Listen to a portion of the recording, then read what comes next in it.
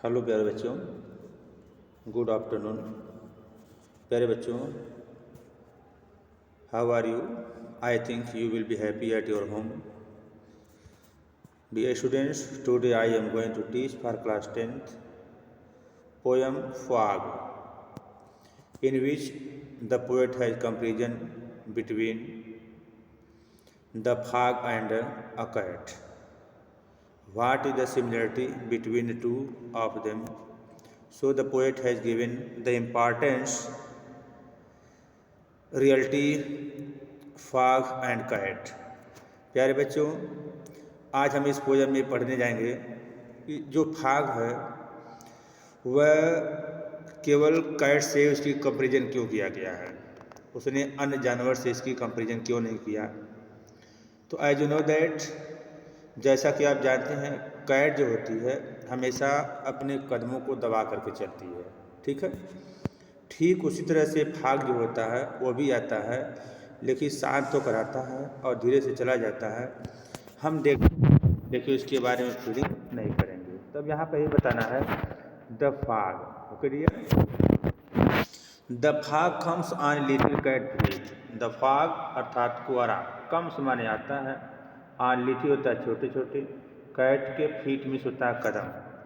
फाग बिल्ली के छोटे छोटे कदमों की तरह आता है, ठीक है। जिस तरह से बिल्ली अपने छोटे छोटे कदमों से आती है और वो किसी तरह की कोई आवाज़ उत्पन्न नहीं करती है, ठीक उसी तरह से फाग भी आता है, ठीक है, बिल्ली के छोटे छोटे कदमों की तरह, लेकिन वो कोई आवाज़ उत्पन्न नहीं करता है। इट सिट्स, अभी कौन है? फाग है। It sits looking over harbour and city. यह बैठा हुआ दिखाई देता है कहाँ? Over harbour. हार्बर होता है बंदरगाह एंड सिटी होता है शहर। यह शहर और बंदरगाह के ऊपर हमेशा छाया रहता है। एंड साइलेंट हंचेज, साइलेंट होता है शांत रहना, हंचेज का होता है सीटिंग विथ नी बेंट, अपने घुटनों को हमेशा झुका करके बैठना, ठीक है।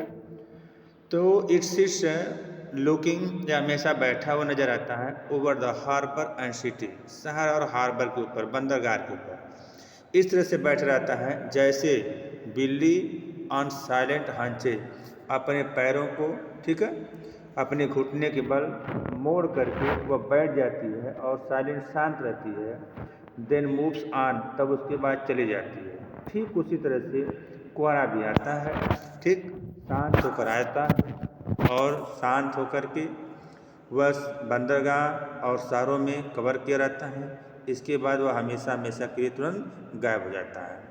तो राइटर ने यहाँ पर द फाग की और कैट की तुलना किया है कि दोनों किस तरह से आते हैं और कैसे तुरंत जो है चले जाते हैं। ओके डियर, जैसे देखिए द फाग, अब यहाँ पर हमको देखना है कि पोएटिक डिवाइस क्या है। पोएटिक डिवाइस देखिए, the fog comes on little cat, फाग की तुलना लिटिल कैट से की गई है। तो पोएटिक डिवाइस हमारा मेटाफर हो गया, ठीक है। इट सिट्स लुकिंग, यह बैठा रहता है, यह कौन है? यह अर्थात किसकी बात हो रही है? फाग की बात हो रही है ना। तो यह पर्सनिफिकेशन हो जाए, क्योंकि नॉन लिविंग है, एक्ट एज ऑफ लिविंग का काम करता है, उसे पर्सनिफिकेशन कहते हैं। तो पोएटिक डिवाइस हमारा पर्सनिफिकेशन होगा, ठीक है। इसके बाद देखिए आपके 2-4 क्वेश्चन भी दिए गए हैं। पहला क्वेश्चन है, what does Sandberg think the fog is like. Sandberg जो है फाग के बारे में क्या विचार करते हैं, किसके समान दिखाई देता है? तो लिखेंगे the Sandburg thinks the fog is look like as cat. Okay dear, how does the fog comes? लिखेंगे द फाग कम्स लाइक क्या? Little cat. ओके ना, the fog comes like little cat. Second जो question है, what does it in the third line refer to. अब तीसरी line में it क्या है? ये इट क्या है? देखेंगे it means in the third line the fog. Okay, it means in the third line the fog. अगला question, does the poet actually say that the fog is like cat. क्या कभी कहता है कि फाग जो होता है बिल्ली की तरह होता है?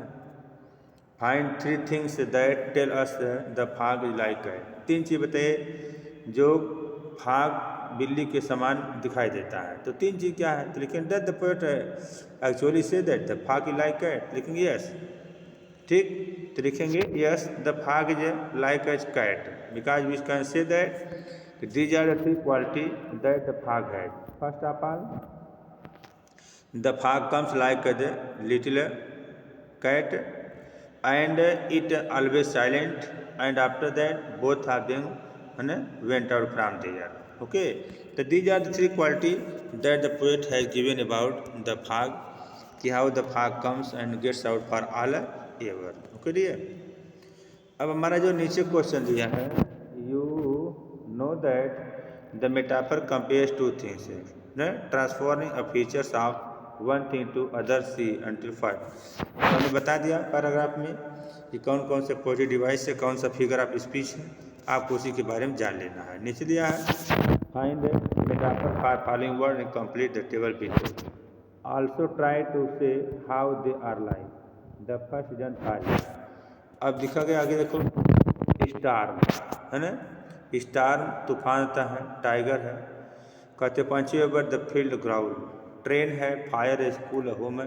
ये सब चीज़ें आपको तुलना करने की इसका कोई आपको उसमें मतलब नहीं है। ओके जी, तो ये जो 4-6 क्वेश्चन आपके हैं आपको इसको लिखना भी पड़ेगा। आगे लिखा गया इसका, फिर लिखेंगे सेंट्रल एरिया, इस पोएम के सेंट्रल एरिया को लिखेंगे। तो सेंट्रल एरिया हम लिख करके सेंड कर देंगे, लेकिन बोल दे रहे मुँह से। आप लिखेंगे the central area of the poem fog composed bye Karl Sandberg. In this poem, the poet has comparison.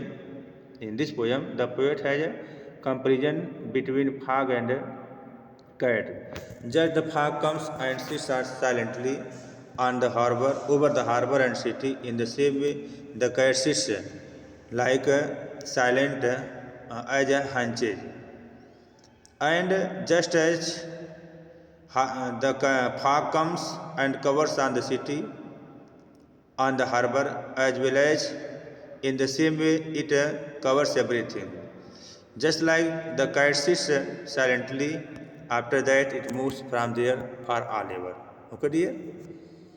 तो आप सेंट्रल आइडिया बहुत आसानी से लिखेंगे, क्योंकि जो भी सेंट्रल आइडिया जब पोएम छोटी होती है तो सेंट्रल आइडिया भी हमारी लगभग छोटी होती हैं। तो डियर हम सेंट्रल आइडिया लिख करके भी आपको सेंड कर देंगे। तब के लिए धन्यवाद। God bless you.